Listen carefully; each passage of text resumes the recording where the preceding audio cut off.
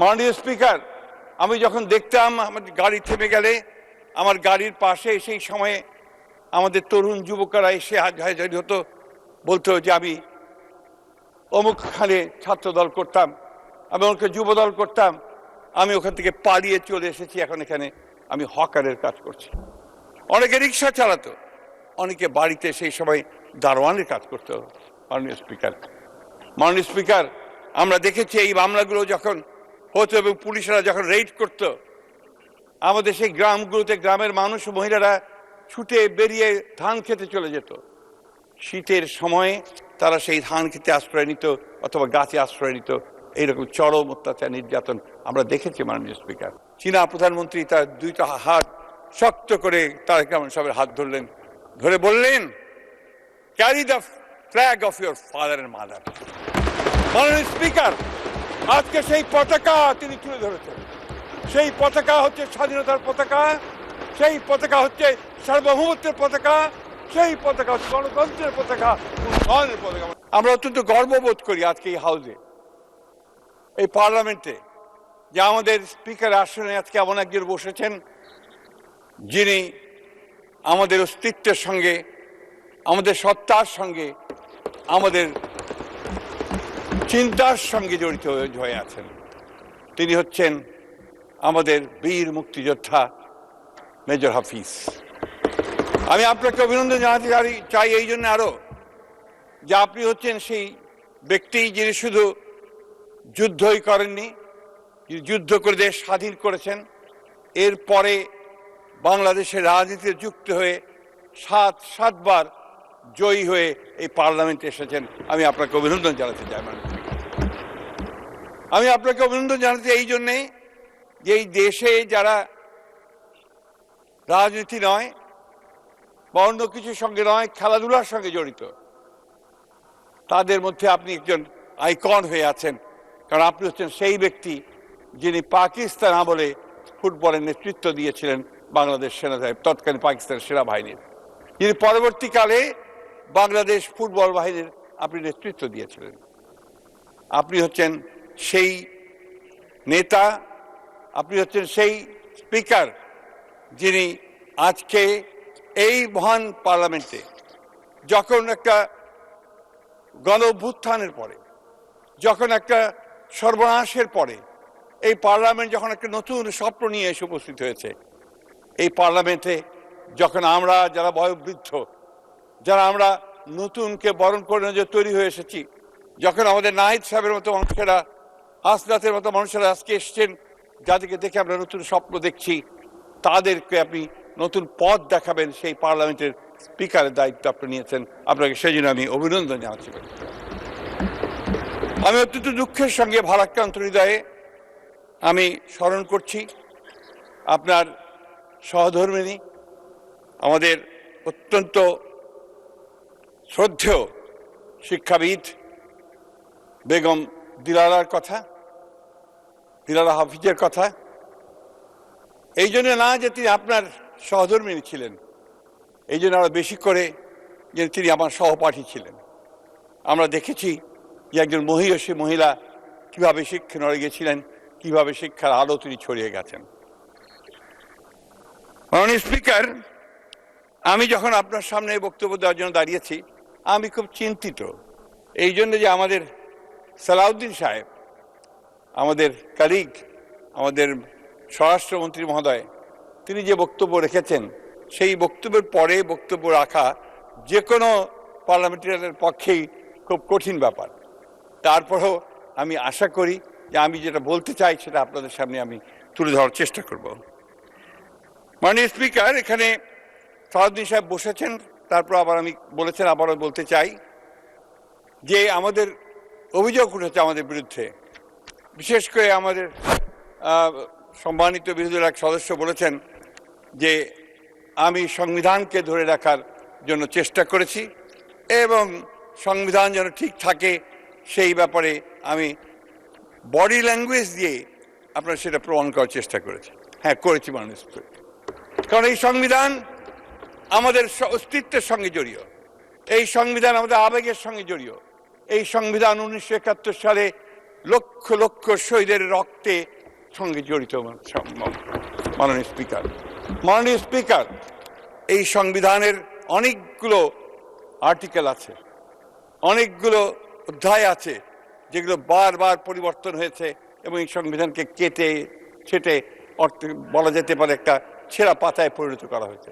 তারপরেও মাননীয় স্পিকার, এই সংবিধান আমাদের সংবিধান। এই সংবিধানের জন্য আমরা যুদ্ধ করেছি, লড়াই করেছি, একটা স্বাধীন বাংলাদেশের সংবিধান এটা। মাননীয় স্পিকার অত্যন্ত সত্য কথা বলেছেন সালাউদ্দিন সাহেব যে আজকে রাষ্ট্রপতির ব্যাপারে আমরা কথা বলছি। রাষ্ট্রপতি যেই হন না কেন, তিনি একটা ইনস্টিটিউশন, কোনো ব্যক্তি নয়, একটা প্রতিষ্ঠান।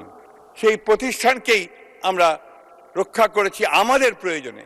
কারণ ৫ই আগস্টের পরে যদি এই রাষ্ট্রপতি না থাকতেন তাহলে এই রাষ্ট্রে একটা অরাজকতা, একটা নৈরাজ্য সৃষ্টি হতো, যে নৈরাজ্যের জন্য হয়তো আমরা সেই দেশকে সেই সময়ে আমাদের জাতিকে আমরা রক্ষা করতে পারতাম কিনা সেটা সন্দেহ আছে।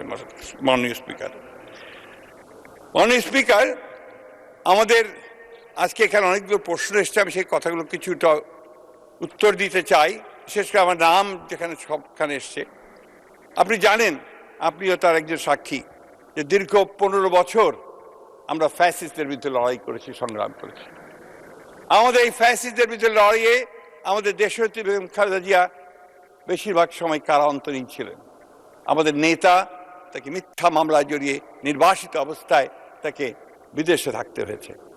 আমাদের 60 লক্ষ মানুষের বিরুদ্ধে মিথ্যা মামলা হয়েছে। 20,000 মতো আমাদের নেতা কর্মীকে হত্যা করা হয়েছে। আমাদের ইলিয়াস আলী, পারভেজ, হিরু, এই সংসদ সদস্য সহ প্রায় 1700 নেতা কর্মীকে গুম করে দেওয়া হয়েছে। মানুষের স্পিকার, এখনো যখন আমাদের সেই তপু, সেই ছোট্ট মেয়েটা, সে যখন ওই মায়ের ডাকে এসে দাঁড়ায় এবং সে যখন বলে যে আমি আমার বাবার সঙ্গে ঈদ করতে যেতে চাই, তখন আমাদের কারোরই পক্ষে চোখে পানি রাখা সম্ভব হয় না। মাননীয় স্পিকার, আমি যখন দেখতাম আমার গাড়ি থেমে গেলে আমার গাড়ির পাশে সেই সময়ে আমাদের তরুণ যুবকরা এসে হাজারি হতো, বলতো যে আমি অমুকখানে ছাত্রদল করতাম, আমি ওকে যুবদল করতাম, আমি ওখান থেকে পালিয়ে চলে এসেছি, এখন এখানে আমি হকারের কাজ করছি। অনেকে রিক্সা চালাতো, অনেকে বাড়িতে সেই সময় দারোয়ানের কাজ করতো। মাননীয় স্পিকার, আমরা দেখেছি এই মামলাগুলো যখন হতো এবং পুলিশরা যখন রেড করত, আমাদের সেই গ্রামগুলোতে গ্রামের মানুষ ও মহিলারা ছুটে বেরিয়ে ধান খেতে চলে যেত। শীতের সময়ে তারা সেই ধান খেতে আশ্রয় নিত অথবা গাছে আশ্রয় নিত। এইরকম চরম অত্যাচার, নির্যাতন আমরা দেখেছি। মাননীয় স্পিকার, আমরা দেখেছি যে আমাদের নেতা কর্মীদেরকে কারাগারে নিয়ে গিয়ে, ডিবিতে নিয়ে গিয়ে নির্মম অত্যাচার, নির্যাতন করা হয়েছে। আমরা দেখেছি যে যারা স্ট্যাটাস দিয়েছে সোশ্যাল মিডিয়াতে, কথা লিখেছে, যারা জিয়া সাইবার ফোর্স নাম দিয়ে যারা তখন লিখত, তাদের কিভাবে তুলে নিয়ে গিয়ে নির্মম অত্যাচার করে হাতের নখ, পায়ের নখ তুলে ফেলে দিয়ে তাদেরকে ছুঁড়ে ফেলে দেওয়া হয়েছে অন্ধকারের মধ্যে। আমরা দেখেছি কিভাবে এই আয়নাঘরের মধ্যে আমাদের সহকর্মী, ওনাদের ছেলে, ওনাদের ভাই, তাদেরকে নিয়ে গিয়ে গুম করে আটক করে রাখা হয়েছে। বহুদিন ধরে আমরা তাদের খবর পাইনি। মাননীয় স্পিকার, সেই জন্য একদিকে যেমন ওই 1971 সাল আমাদের চিন্তায়, আমাদের মননে, আমাদের অস্তিত্বে, আমাদের মজ্জায়, ঠিক একইভাবে এই 15 বছরের লম্বা ইতিহাস, ফ্যাসিবাদের বিরুদ্ধে যুদ্ধের ইতিহাস, সংগ্রামের ইতিহাস এবং জুলাইয়ের ছাত্র জনতার অভ্যুত্থান ইতিহাস, এটা আমাদের বুকেই আমরা ধারণ করি। মাননীয় স্পিকার, এটা এই দেশের সব মানুষই ধারণ করে। মাননীয় স্পিকার, কিন্তু যখন এই কথাগুলো, এই বিষয়গুলো নিয়ে কোনো কটাক্ষ করা হয়, তখন তো অবশ্যই মাননীয় স্পিকার আমরাও কষ্ট পাই। তখন আমাদের এই লাখো মানুষ যারা সংগ্রাম করেছে, লড়াই করেছে, তারাও কিন্তু মাননীয় স্পিকার একইভাবে কষ্ট পায়। আমাদের একজন বন্ধু বলেছেন যে 1900 সালটা হচ্ছে আপনি আসার আগে, অর্থাৎ আপনার লন্ডনে যে সভা হলো, যে ঐতিহাসিক বৈঠক আমাদের চেয়ারম্যান এবং তৎকালীন প্রধান উপদেষ্টার সঙ্গে সেই বৈঠক সম্পর্কে তারা বিদ্রুপ করে কটাক্ষ করে বলেছেন সেখানে নাকি আপনার কি একটা ষড়যন্ত্র চক্রান্ত হয়েছে, যার ফলে আজকে বিএনপি এই পার্লামেন্টে মেজরিটি নিয়ে বসে আছে। অত্যন্ত দুঃখজনক। আমি তীব্র নিন্দা জানাই মাননীয় স্পিকার। এই ধরনের কথা কখনোই গ্রহণযোগ্য হতে পারে না। ওই লন্ডন বৈঠক হয়েছিল বলেই মাননীয় স্পিকার আজকে আমরা এখানে সবাই, কারণ ওই লন্ডন বৈঠকেই নির্বাচনের তারিখ ঠিক হয়েছিল। ওই লন্ডনের বৈঠকেই প্রধান উপদেষ্টা রাজি হয়েছিলেন যে দ্রুত ফেব্রুয়ারির মধ্যে নির্বাচন দেবেন। এটাই হচ্ছে বাস্তবতা মাননীয় স্পিকার। এটাও আমাদেরকে সকলকে স্বীকার করে নিতে হবে। মাননীয় স্পিকার, আমি বয়স্ক মানুষ, আমরা 80-র দশকের 70 দশকের মানুষ। 70 দশক আমরা দেখেছি। আমরা দীর্ঘ সংগ্রাম করেছি, লড়াই করেছি বাংলাদেশের স্বাধিকারের জন্য। আমরা সংগ্রাম করেছি তৎকালীন পূর্ব পাকিস্তানের বিরুদ্ধে সত্যিকার অর্থে একটা স্বাধীন বাংলাদেশ নির্মাণ করবার জন্য। এটা আমরা করেছি। এবং পরবর্তীকালে যখন যুদ্ধ হয়েছে, যুদ্ধ শুরু হওয়ার আগে শহীদ প্রেসিডেন্ট জিয়াউর রহমানের সেই ডাকে যখন মানুষ ঝাঁপিয়ে পড়েছে, তখন সেই যুদ্ধে আমরাও সবাই গিয়ে ঝাঁপিয়ে পড়েছিলাম মাননীয় স্পিকার। মাননীয় স্পিকার, সেই 71কে নিয়ে যদি কেউ কটাক্ষ করে, সেই 71কে কেউ যদি খাটো করার চেষ্টা করে, তখন সেটা আমাদের পক্ষে মেনে নেওয়া খুব কঠিন হয় মাননীয় স্পিকার। সেই জন্যই আমাদের কলিগ সালাউদ্দিন সাহেব যেটা বলেছেন, 71 নিয়ে কথা আমাদের বলতেই হবে মাননীয় স্পিকার, কারণ এটা আমাদের অস্তিত্ব, এটা আমাদের আমাদের আইডেন্টিফিকেশন, এটা আমাদের আইডেন্টিটি। আমি বারবার একই কথা বলছি, একটি কারণ মাননীয় স্পিকার, যে 71 হচ্ছে আমাদের পরিচয়। সেই জন্যই আমরা এই কথা বারবার বলি।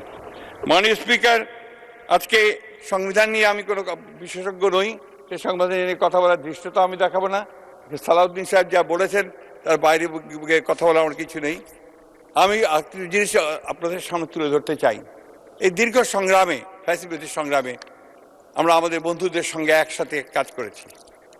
আমি অত্যন্ত কৃতজ্ঞতার সাথে স্মরণ করব যে আমরা সেই সময় যে আন্দোলনগুলো একসাথে করেছি, সেই আন্দোলনগুলোতে আমাদের অনেক নেতা আজকে এখানে আছেন, যাদের সঙ্গে আমরা কাজ করেছি। তাদেরও অনেক ক্ষতি হয়েছে, তাদের অনেকেই চলে গেছেন পৃথিবী ছেড়ে, তাদেরকে হত্যা করা হয়েছে, অনেককে আপনার ক্ষতি করা হয়েছে, এবং তাদেরকেও অনেককে দেশ ছেড়ে চলেও যেতে হয়েছিল মাননীয় স্পিকার।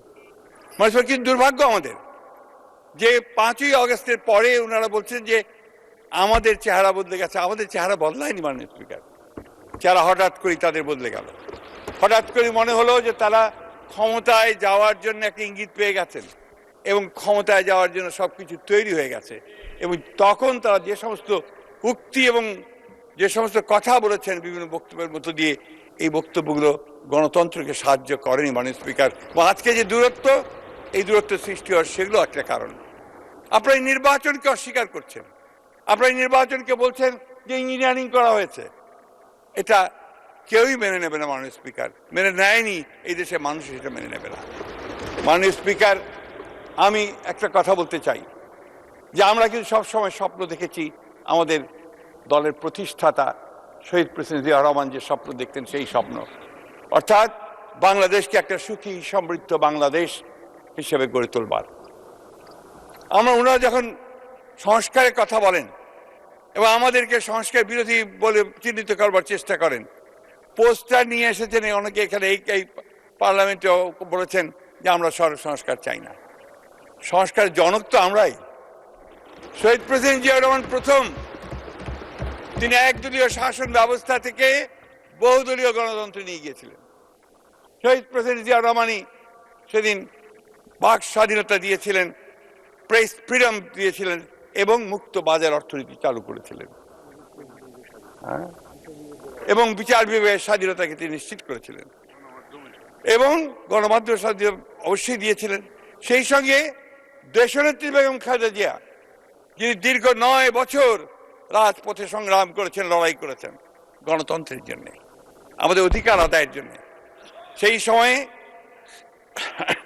আমাদের বিএনপি সংগঠিত হয়েছে, অন্যান্য রাজনৈতিক দলগুলো সংগঠিত হয়েছে, কিন্তু নেতৃত্ব দিয়েছেন সেই মহিষী মহিলা, যিনি 1971 সালেও যখন তার প্রিয়তম স্বামী তাদেরকে রেখে এই আমার পাশে বসে আছেন আমার নেতা, তখন তিনি শিশু, তার ছোট ভাই, তাদেরকে রেখে তিনি যখন যুদ্ধে চলে গেছেন স্বাধীনতার ঘোষণা করে, তখন তাদেরকে নিয়ে তিনি সেই সময় 2 হাত ধরে তিনি সামনে এগিয়ে গেছেন। সেই সময়ের একটা ঘটনা বলি মাননীয় স্পিকার, যে ওই সময়ে যখন আপনার চলে গেলেন, পাক হানাদার বাহিনী যখন বাঙালি সেনাদের কাছ থেকে অস্ত্র নেওয়ার জন্য ছুটে এসেছিল, কোট খুলে দিতে চাবি চেয়েছিল, তখন একজন হাবিলদার ছুটে এসেছিল দেশনেত্রী বেগম খালেদা জিয়ার কাছে তার বাংলায়, যে আমি এখন কি করব, স্যার তো নেই, এখন এই চাবি আমি দেবো কিনা। তিনি বলেছিলেন, তোমাদের স্যার না আসা পর্যন্ত তুমি এই চাবি কখনই হস্তান্তর করবে না। এবং তখনই সেদিন থেকেই তিনি কিন্তু মাননীয় স্পিকার, আমি তাকে সবসময় বলি যে তিনি ছিলেন প্রথম নারী মুক্তিযোদ্ধা, আর সেই কারণে তিনি সেই নারী মুক্তিযোদ্ধা। এবং পরবর্তীকালে এই 2 শিশুর হাত ধরে তিনি বোরখা পরে স্টিমারে করে তিনি ঢাকাতে এসেছিলেন। তার কিছুদিন পরে তিনি গ্রেফতার হয়ে গিয়েছিলেন। তাকে 16ই ডিসেম্বর পর্যন্ত এই সেনানিবাসে আটক করে রাখা হয়েছিল। মাননীয় স্পিকার, সারাটা জীবন এই মহিলার সংগ্রাম করতে করতে গেছে মানুষ। মাননীয় স্পিকার, যে 3.5 বছর 4 বছর শহীদ প্রেসিডেন্ট জিয়া রহমান রাষ্ট্রপতি ছিলেন, সেই কয়েকটা বছর হয়তো একটু শান্তিতে ছিলেন, তারপর তাকে নির্মমভাবে হত্যা করার পর আবার সেই দেশনেত্রী বেগম খালেদা জিয়াকেই সেই পতাকা তুলে ধরতে হয়েছে। পতাকাটা কিসের? পতাকা হচ্ছে স্বাধীনতার, পতাকা হচ্ছে গণতন্ত্রের, পতাকা হচ্ছে বাংলাদেশের সার্বভৌমত্বের পতাকা। সেই পতাকা তিনি ধরে ধরেছেন। মাননীয় স্পিকার কোনোদিন আপোষ করেননি, এবং গণতন্ত্রের প্রশ্নে তার যে সংগ্রাম, সেই সংগ্রাম আমার মনে হয় যে এশিয়া উপমহাদেশে খুব কম মানুষেরই নেতারই এই সংগ্রামের সেই ইতিহাস আছে। আপনারা নিশ্চয়ই লক্ষ্য করেছেন যে দেশীয় নেত্রীকে যখন মিথ্যা মামলায় তাকে সাজা দিয়ে কারাগারে পাঠানো হচ্ছিল, তার কয়েকদিন আগেই কিন্তু তিনি লন্ডন থেকে এসেছেন। আপনার মনে আছে নিশ্চয়ই, মাননীয় সংসদ নেতা ইচ্ছা করলে যদি লন্ডনে থেকে যেতে পারতেন। তিনি জানতেন যে দেশে ফিরে গেলে তাকে কারাগারে যেতে হবে, তারপরেও তিনি এই দেশে ফিরে এসেছেন। কারণ বারবার তিনি কথা বলেছেন যে এই দেশেই আমার জন্ম, এই দেশেই আমার মরণ, আর এই দেশ ছেড়ে আমি কোথাও যাব না। যে মানুষটি সুস্থ স্বাভাবিক অবস্থায় হেঁটে গেলেন, মাননীয় স্পিকার, গিয়ে কারাগারে গেলেন, সেই মানুষটি হুইল চেয়ারে করে হাসপাতালে ফেরত আসলেন 2 বছর পর। সেই মানুষটিকে আবার অসুস্থ অবস্থায় আটক করে রাখা হলো তার গৃহে বাকি 2 বছর। আমরা বারবার চেষ্টা করেছি, আমাদের উকিল সাহেবরা চেষ্টা করেছেন জামিনে তাকে মুক্ত করার জন্য। আমরা বারবার চেষ্টা করেছি বিভিন্নভাবে যে দেশনেত্রীকে কিভাবে চিকিৎসার জন্য বাইরে পাঠানো যায়। সেই ফ্যাসিস্ট হাসিনা সেটাও আমাদেরকে করতে দেননি। মাননীয় স্পিকার, আমি এই জন্য কথাগুলো বারবার করে মনে করে দিতে চাই যে অনেকে খাটো করে দেখেন বিএনপির অবদানকে, অনেকে খাটো করে দেখেন বিএনপির নেতৃত্বকে, অনেকে খাটো করে দেখেন জিয়া পরিবারকে, অথচ এই পরিবারের যে অবদান এই দেশে গণতন্ত্রকে প্রতিষ্ঠা করবার জন্য, এই দেশের স্বাধীনতা রক্ষা করবার জন্য, সার্বভৌমত্ব রক্ষা করার জন্য, এটা আর কারো আছে বলে আমার জানা নাই। মাননীয় স্পিকার, আমরা একটা কঠিন সময় অতিক্রম করছি। আমরা অনেক ত্যাগ তিতিক্ষার বিনিময়ে, অনেক রক্তপাতের মধ্য দিয়ে আমাদের ছোট ভাই, আমাদের ছেলে আবু সাইদ, ওয়াসিম এবং আরো শত শত ছাত্রের রক্তের বিনিময়ে, আমাদের শ্রমিক কৃষক মজুরদের রক্তের বিনিময়ে, আমাদের ভোলার শাওন, নারায়ণগঞ্জের সমিত, মুন্সিগঞ্জের শাওন, আমাদের এই সমস্ত নেতাকর্মী, সমস্ত নেতাকর্মীদের রক্তের উপরে আমরা আজকে আন্দোলনের পরে, এই নির্বাচনের পরে এই সংসদে দাঁড়িয়ে আছি। মাননীয় স্পিকার, সমগ্র দেশের মানুষ আমাদের দিকে তাকিয়ে আছে, সমগ্র দেশের মানুষ এই নেতার দিকে তাকিয়ে আছে, যিনি বাংলাদেশে এসে প্রথম যে কথাটা সকলের সামনে বলেছিলেন, আই হ্যাভ এ প্ল্যান, আমার একটা পরিকল্পনা আছে। সেই পরিকল্পনা হচ্ছে দেশকে গড়ে তোলবার পরিকল্পনা, সেই পরিকল্পনা হচ্ছে দারিদ্র্য থেকে মুক্ত হবার পরিকল্পনা, সেই পরিকল্পনা হচ্ছে শিক্ষার পরিকল্পনা, সেই পরিকল্পনা হচ্ছে সকলকে স্বাস্থ্য সেবা দেওয়ার পরিকল্পনা। আজকে সেই কাজগুলো তিনি শুরু করেছেন। মাননীয় স্পিকার, এগুলো নিয়েও অনেকে কটাক্ষ করে, প্রশ্ন তোলে যে এত টাকা পাবে কোথায়। আপনারা তো দেখছেন কাজ শুরু হয়ে গেছে এবং উনি বর্ণনাও করেছেন কিভাবে টাকা আসবে, কোত্থেকে যাবে। আজকে ফ্যামিলি কার্ড দেওয়া শুরু হয়েছে, অর্থাৎ নারীকে ক্ষমতায়িত করবার কাজ শুরু হয়েছে। আজকে কৃষকদেরকে কৃষি কার্ড দেওয়া হচ্ছে, তার যে সমস্যাগুলো সেই সমাধান করার চেষ্টা করা হচ্ছে এবং প্রতিদিন 24 ঘন্টার মধ্যে 18 ঘন্টা তিনি কাজ করছেন এই জাতিকে কি করে সামনের দিকে এগিয়ে নিয়ে যাবেন। মাননীয় স্পিকার, এটা তার রক্তের মধ্যে আছে, এটা তার জিনের মধ্যে আছে।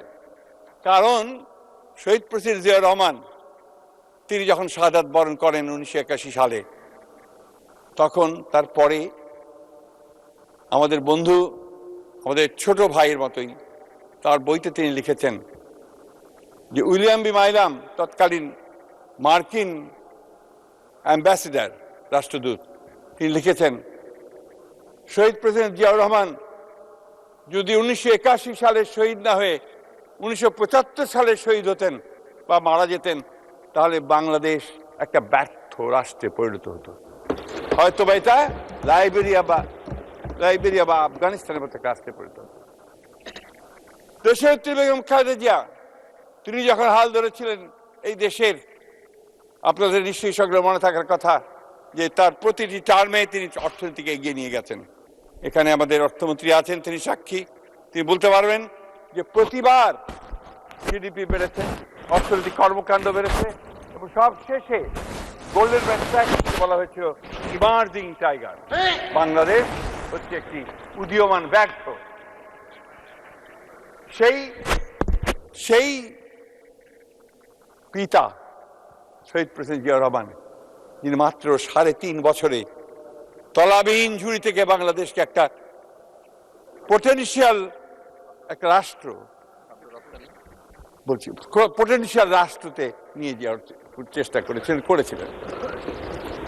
সেই হচ্ছে শহীদ জিয়া, যিনি দুর্ভিক্ষ হয়েছিল 1974 সালে আওয়ামী লীগের কারণে, সেই দুর্ভিক্ষের পরে দেশকে খাদ্যে স্বয়ংসম্পূর্ণ করে ফেলেছিলেন। এবং উনি সেই শহীদ জিয়া যিনি উচ্চ ফলনশীল বীজ শুরু করেছিলেন এবং খাল খনন কর্মসূচির মধ্য দিয়ে কৃষিকে সামনের দিকে এগিয়ে নিয়েছিলেন, কৃষি বিপ্লব সূচনা করেছিলেন। তিনি মাঠে ঘাটে চারণ কবির মতো ঘুরে বেড়াতেন। মাননীয় স্পিকার, তার কণ্ঠে ছিল শুধু একটি গান, একটি সঙ্গীত, উন্নয়নের সঙ্গীত, এগিয়ে যাওয়ার সঙ্গীত। মাননীয় স্পিকার, আমরা আমাদের দেশনেত্রী বেগম খালেদা জিয়ার মধ্যেও সেই একই বাউলের কণ্ঠস্বর শুনেছি, একই চারণ কবির গান শুনেছি। তিনি একইভাবে গণতন্ত্রের গান গেয়েছেন। যখন রাষ্ট্র পরিচালনার দায়িত্ব এসছেন নির্বাচনে জিতে, যিনি কোনোদিন কোনো নির্বাচনে পরাজিত হননি, তিনবার প্রধানমন্ত্রী হয়েছেন, তিনিও কি একইভাবে শুধু উন্নয়ন, মানুষের উন্নয়ন, কিভাবে ক্ষমতায়ন হবে নারীদের, কিভাবে আমাদের মেয়েরা লেখাপড়া শিখবে, কিভাবে আমাদের স্বাস্থ্যসেবার উন্নতি হবে, এই কাজগুলো তিনি করে গেছেন। মাননীয় স্পিকার, ব্যক্তিগত সুখ, ব্যক্তিগত আরাম আয়েশের কথা কখনো চিন্তা করেন। শহীদ প্রেসিডেন্ট জিয়াউর রহমান যখন শহীদ হলেন, তখন তার পজিশনে পাওয়া গেল একটা ছেঁড়া সুটকেস। এটা নিয়ে ফ্যাসিস্টরা অনেক বিদ্রুপ করে, কিন্তু সেটাই সত্য ছিল। মাননীয় স্পিকার, ঠিক একইভাবে দেশনেত্রী বেগম খালেদা জিয়া গৃহহীন অবস্থায় ভাড়া বাড়িতে তিনি থাকতেন, তার কোনো বাড়ি ছিল না। মাননীয় স্পিকার, আজকে ঠিক একইভাবে এই তরুণ, এই যুবককে সামনে নিয়ে আমরা এগোচ্ছি একটা সম্ভাবনার একটা প্রতীককে সামনে নিয়ে, যাকে আমরা আশা করি, যাকে আমরা মনে করি যে তিনি বাংলাদেশের পরিবর্তন আনতে পারবেন। মাননীয় স্পিকার, আমরা জানি যে এখন অর্থনীতির অবস্থা খুব খারাপ, আমাদের অর্থমন্ত্রী বলেছেন। আমরা জানি যে এখন দেশে শিক্ষা ব্যবস্থা প্রায় ভেঙে চলে গেছে, এর ইনস্টিটিউশন। মাননীয় মন্ত্রী, আপনি সাম আপ করুন। আমাকে আপনি সাম আপ করুন। আমি শেষ করে ফেলবো। Take your time.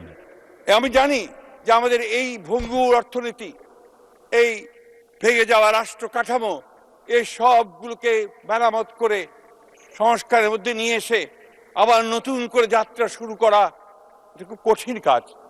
কিন্তু আমার বিশ্বাস, আমাদের বিশ্বাস, বাংলাদেশের সকল মানুষের বিশ্বাস, এই নেতা তারেক রহমানের পক্ষে সেটা সম্ভব হবে। শুধু তাই নয় বন্ধুগণ, স্পিকার, আমি একটা ছোট্ট ঘটনা বলি আমার বক্তব্য শেষ করব। সেই বক্তব্যটি হচ্ছে 2002 সালে আমি দেশনেত্রী বেগম খালেদা যখন প্রধানমন্ত্রী, তার সঙ্গে সফরে যাওয়ার আমার সুযোগ হয়েছিল। প্রায় 150 সফর সঙ্গী ছিলাম। প্রচণ্ড শীত ছিল। আপনার গ্রেট হলের মধ্যে গার্ড অফ অনার দেওয়া হলো দেশনেত্রী বেগম খালেদা জিয়াকে। তারপর প্রেজেন্টেশন লাইনে আমরা সবাই দাঁড়ালাম। আমার পাশেই ছিলেন আমানুল্লাহ আমান, তার পাশেই ছিলেন আমাদের আজকের প্রধানমন্ত্রী জনাব তারেক রহমান। যখন চীনা প্রধানমন্ত্রীকে সঙ্গে নিয়ে ম্যাডাম প্রত্যেকের সঙ্গে পরিচয় করিয়ে দিয়ে যাচ্ছেন, পরিচয় করাতে করাতে যখন ওনার সামনে আসলেন, এসে ম্যাডাম যখন পরিচয় করেন মাই সান তারেক, চীনা প্রধানমন্ত্রী তার দুইটা হাত শক্ত করে তারেক রহমান সাহেবের হাত ধরলেন, ধরে বললেন, carry the flag of your father and mother. মাননীয় স্পিকার, আজকে সেই পতাকা তিনি তুলে ধরেছেন।